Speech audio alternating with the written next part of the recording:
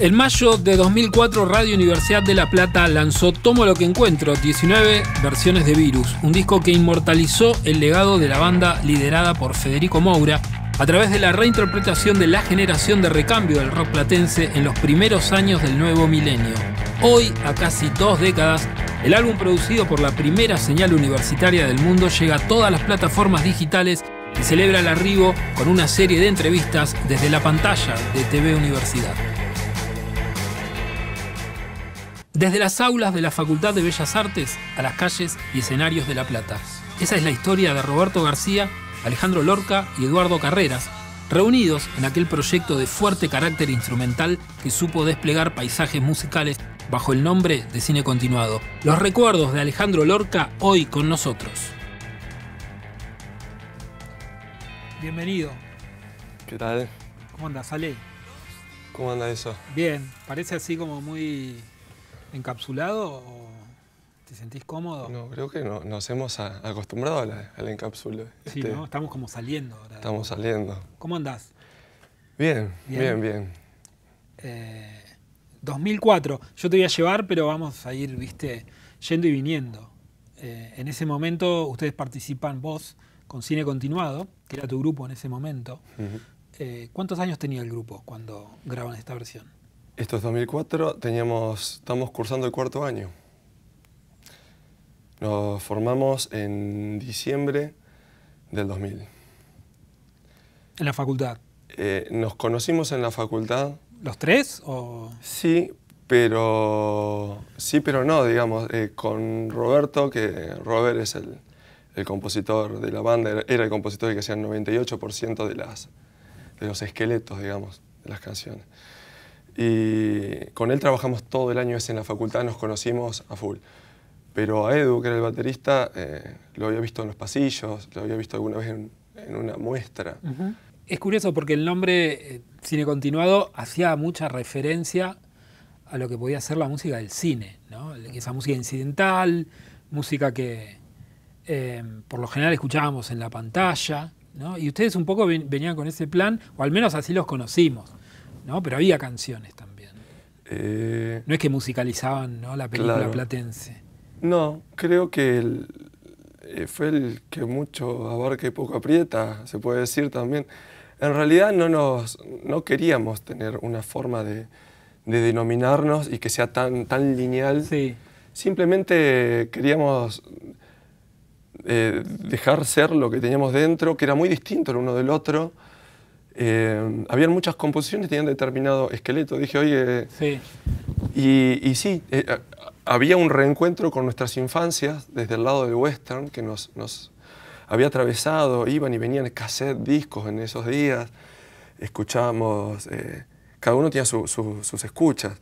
Pero fue un choque también de tres mundos distintos porque Robert tenía muchos conocimientos. Bueno, yo vengo de un pueblo, esto vos ya lo sabías. ¿Pero de dónde? Porque me lo olvidé. De Balcheta, Río Negro. Entonces no me lo había olvidado. Súper rural. Sí. Y uno iba conociendo lo que llegaba, lo que podías conocer de alguien que se fue a vivir afuera. Y venir aquí y rodearte con gente que conoció rock mucho, era toda una bendición. Porque si no, digamos, nada, podrías terminar, quizás sería un músico académico neto, o por ahí hubiese terminado siendo, no sé, otra cosa. Robert tenía una cultura de rock importante y su sonido más bien post-punk, digámoslo así, qué sé yo. Uno lo escucha y si bien suena twang, surf, western, y uno se puede ir para atrás en esa línea, creo que el sonido era post-punk. Y por otro lado, mi propuesta era totalmente distinta. Si bien conocí el género y conocí muchos artistas de golpe, de sopetón en el 2000, aparecieron, no sé, puedo nombrar miles, pero en un par de días había aparecido Bowie, Peter Hamill, Nick Cave y un tributo a Henry Mancini que nos había volado la cabeza. Y yo venía con otras cosas, con otra película en la cabeza. Y Edu venía con otro, también venía de una banda de reggae y había tocado mucho jazz. Entonces, era como un cortocircuito donde nadie sabía qué iba a pasar. Bueno, les proponen grabar y cómo llegan a Wadu Wadu, que es la versión, para quien no la escuchó, totalmente fuera de lo esperable, no por lo que iban a hacer ustedes, sino porque Wadu Wadu ya tenía como una tradición, quizás una canción de las más conocidas de Virus, de las primeras obviamente, primer disco, pero ¿cómo la eligieron? ¿O se las propusieron ellos? No. Creo que en esos días yo pregunté si estaba disponible Sin Disfraz, porque era yo quien había hablado con la producción. Bueno, ¿estás sin disfraz? Fue una cosa así, te juro. Cuando nos invitan, dice, che, y bueno, allá hay algunos temas elegidos. Y creo que lo habremos charlado una vez, o en el momento se lo habré preguntado, ¿estás sin disfraz? No, ya estaba elegido. Y no pude elegir en el momento, dejé no charlarlo. Y recuerdo que Robert me mencionó Dicha Feliz, me mencionó otro tema de Superficies, era... Bueno, ya me va a venir. Encuentro en el río musical. Y que no está en el disco. Yo en ese momento, no, claro, ninguno de los dos. Y yo en el momento no los conocía, sinceramente. Como todo buen pueblerino no platense, conocía los temas archiconocidos. Claro. Tenía un casetito, grandes éxitos, y ya. Y había escuchado algo de Superficies. Y no le llegué a dar tiempo de escucharlo. No estaban los streaming de hoy, había que bajarte el disco, era como más movido. Él no los tenía. Y recuerdo que estaba en una sala, en esa época tocábamos en muchas bandas con Edu, teníamos mucho, estábamos haciendo jazz, candombe, yo tocaba con un tenor música clásica, aparte estábamos tocando salsa, mucho tiempo tocamos salsa con Edu, y yo estaba en un ensayo de salsa, y estaba en un break, en un interín, y se me vino el riff de Wadu Wadu, ¿no? El inicial, y fue instantáneo, bajarle unos tiempos para que quede, era totalmente surf, no había con qué darle. Y no me pude despegar de esa idea. Entonces al siguiente ensayo llegué con esa idea, chicos... es esto. Digo, para mí esto recontra funciona. Y después había que ver qué pasaba con el resto, porque lo único que era linealmente un surf era ese riff. Pero había sido tan punchy esa sensación, dije, esto como hay que querer obviarlo, ¿viste? Como para separarse de esta idea, porque era muy contundente. Y el resto fue una mezcla. Se fueron dando. Yo tenía una idea muy oscura y después se fue negociando. El estribillo para mí iba a ser totalmente distinto al que quedó en el disco. Es una disco. versión oscura, digamos. Me parece que en su conjunto. ¿Querés escucharla? La ponemos de fondo y vamos recordando. O sea, es lo que a mí me generó también. Sí. ¿No? Hace mucho no la escucho, pero sí, la recuerdo oscura.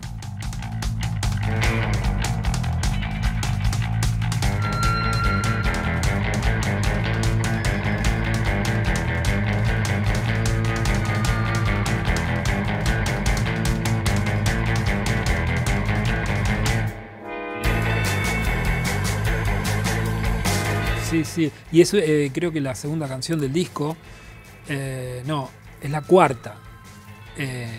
O sea, te metí en una. Es casi la bienvenida al disco. En esa época todavía lo escuchábamos seguido el disco. Claro, digamos, es verdad. Ahora se va a poder. No había tanta ansiedad.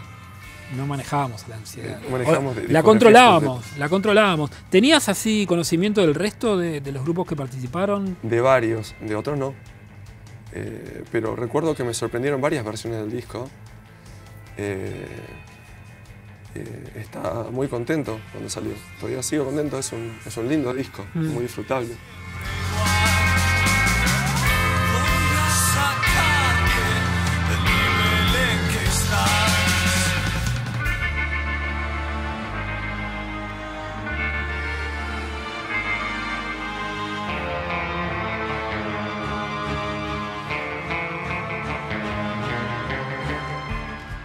Pocas como esta versión se corren del original, la verdad, ¿no? Que fue la idea en realidad del disco.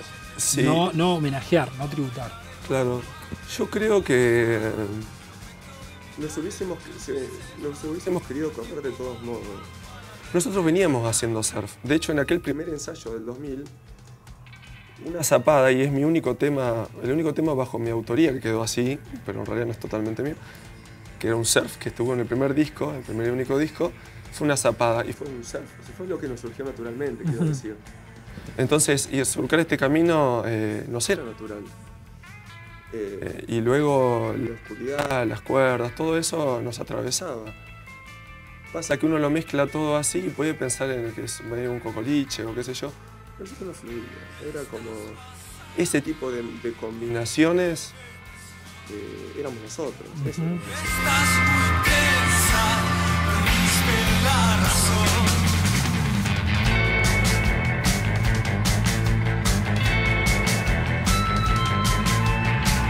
Los días pasan y sigue siempre igual. Voy a sacarte del nivel en que estás. Y quedaron conformes con el vivo porque fue raro, ¿no? A ver, tocar ese tema, tocar algunos más, pero todo en un continuado que no podía fallar. No, yo creo que los chicos tampoco, pero yo no me imaginaba tocando esto en vivo. Sinceramente, cuando fuimos invitados a hacer el disco, de hecho nosotros éramos un trío, y para este tema yo pedí prestados instrumentos que no teníamos. Pedí prestado un bajo, porque quería un sonido de bajo con púa. Toqué otra guitarra yo, porque nada, escuchaba una guitarra que tenía que ir en determinado lugar. Y ya para ir a tocarlo ya era una historia, porque bueno, hay que conseguir un guitarrista. Somos 3. Hay que conseguir un bajista. Y yo no teníamos secuencias en esa época, pero sí, por ahí lo que eran cuerdas yo las dividía por secciones, como se hace en la orquesta, y por ahí tenía una disquetera, che, mi teclado tenía una disquetera de 3 1/4. ¿Lo tenés todavía? Sí, no lo vendo, lo tengo ahí. Lo llamamos El Muerto y es grandote, lo hice arreglar varias veces, pero lo quiero mucho.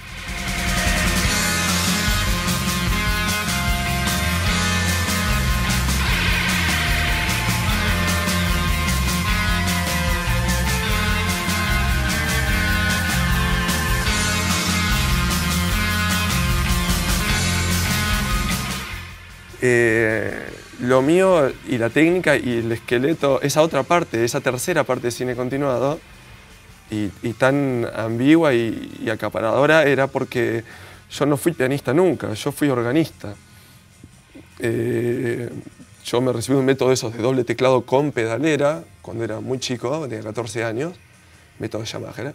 Y después con los teclados, el teclado ese lo tengo de los 15. Y esos teclados, los arrangers se llaman, suena arranger, pero los arrangers eran tan pensados para que vos toques con ritmo. Entonces, para la mano izquierda ya tenían 2 propuestas. Una, tocar bajo, bass y bass, y otra que era lower, que era como, podías hacer acordes. Pero también los podías combinar y vos tocabas 3 notas y te tiraba una resultante de esas 3, era el sonido del bajo, y las otras 3 eran el acorde. Eso fue el germen de cine continuado, porque yo podía tocar con la mano izquierda el bajo, de hecho fue lo que sucedió el primer ensayo, pero también podía poner un sonido de cuerdas o de órgano, de lo que fuere, y podía percutir un bajo. Entonces eso lo usaban, no sé, en temas como bolero, temas así. Era una mano izquierda tocando como un sonido, un pad o unas cuerdas, con un bajo. Yo lo digo como si alguien lo conociera, pero un tema que hacíamos se llama Saxo Sexo, que era del primer disco nuestro, el único disco, lo voy a volver a decir, que era muy difícil de escribirlo y más de leerlo. Leerlo para un músico me di cuenta por este pobre amigo, que es un amigo, que era muy difícil lo que le estábamos pidiendo. Y yo no quería negociar una nota, pero no funcionó. En realidad creo que fue humano, no sé. No nos habremos convencido. Y a la vez creo que en el fondo estábamos contentos de ser 3, de esta plasticidad, de estar tocando. Pero bueno, me faltaban un par de manos, digamos. Para la presentación de este tema. Para este tema, hubo que resolver. Le pedimos a un saxofonista nuestro, que ya para esa época ya tocábamos con bronces. Habíamos tocado con un quinteto de bronce porque ya estábamos buscando para un segundo disco que nunca se editó, una sonoridad más orquestal. Y ahora, si me preguntás, no me acuerdo si fuimos en cuarteto o si fue un bajista. Yo creo que fue cuarteto. Fue cuarteto, pero el cuarto integrante era una guitarra entonces. Creo que sí. Bueno, no me acuerdo. Porque en algún momento de nuestras vidas, cuando estuvieron los quintetos de bronce y qué sé yo, apareció un bajista que es íntimo amigo de Chile, Cristian Páez, que no sé si para esta época ya estaba, pero yo recuerdo como una cosa extraña tener que buscar un guitarrista. Y recuerdo estar incómodo, no me sentía cómodo con la situación ni con la escena. Yo tocaba una guitarra hawaiana en el teclado, eso ya era raro, pero 2 compases después sonaban unas cuerdas con unos bronces. Sonaban unos órganos voladores, sonaban muchas cosas y era raro ver a alguien atrás como de una mesa. Creo que en esa época todavía usaba el soporte del teclado, de ese teclado grande que te digo, el muerto, era un televisor, un pie de televisor Telefunken, del papá del batero, que hemos llevado arrastrando por calle 18 para tocar en Islas Malvinas, rompiendo las rueditas con ese teclado encima. Pero creo que fuimos en ese plan, con un solo teclado, cosa que ya era raro, pues yo tocaba con dos, y con un guitarrista, fue una situación muy extraña para mí. Fue raro. Sí, fue raro. Sí, sí. Pero salió bien. No me acuerdo. Sí, salió bien. Yo sí me acuerdo. Me acuerdo del momento, me acuerdo del disfrute y me acuerdo que... O sea, yo me acuerdo que todo salió bien. Entonces, no voy a modificar ese recuerdo. Por ahí, igual los músicos lo que estaban Claro, haciendo... yo no estuve afuera, estuvimos en un camarín y cuando nos tocó esta situación, lo que recuerdo sí que era típica para nuestra poca experiencia en escenarios, en esos 3 años, supongamos, no era el cine continuado que yo conocía. Cine continuado, tocamos en lugares pequeños, por supuesto, mega, ultra, under, pero siempre habíamos sido un trío ampliado a un saxofón y en un momento se sumó una percusión, que éramos todos amigotes. Y luego llegó el bajista, porque antes ese otro bajista asistió a unos ensayos, no funcionó y seguimos en trío. Entonces yo recuerdo esta fecha como una fecha sumamente extraña en nuestra conformación y tengo escenas borradas muchas. Bueno, te trajimos de vuelta ese momento. Roberto García, Eduardo Carreras, Alejandro Lorca, Cine Continuado. Gracias, Ale, por recordar con detalles todo lo que fue ese momento que pasó hace mucho tiempo. Y bueno, queda para siempre entonces la versión de Wadu Wadu, de Cine Continuado. ¿Tuviste alguna repercusión así random del tema que alguien te haya mencionado? Digo, ¿qué les dejó este disco, más allá de lo musical? ¿Lo tocaban después? No lo tocábamos en vivo, pero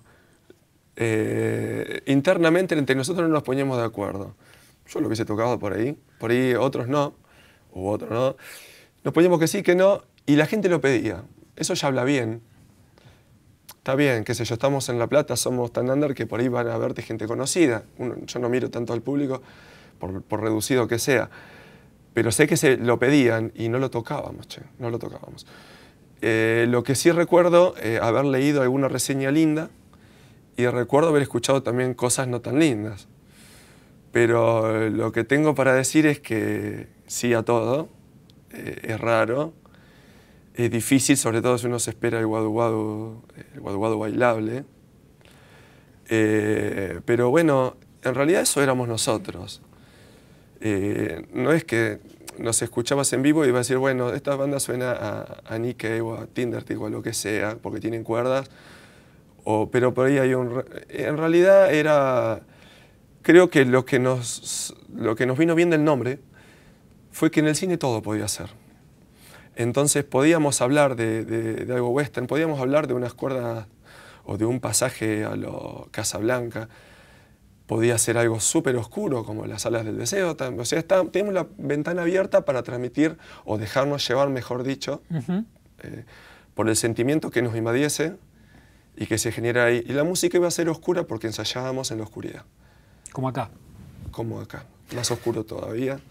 Y era un viaje y era lo que pretendíamos hacer. Gracias, Ale. Un gusto verte. Y bueno, 2 rionegrinos, mira. No pasa muy seguido. Es verdad, es verdad. Digo sin chequear el dato, pero bueno, gracias.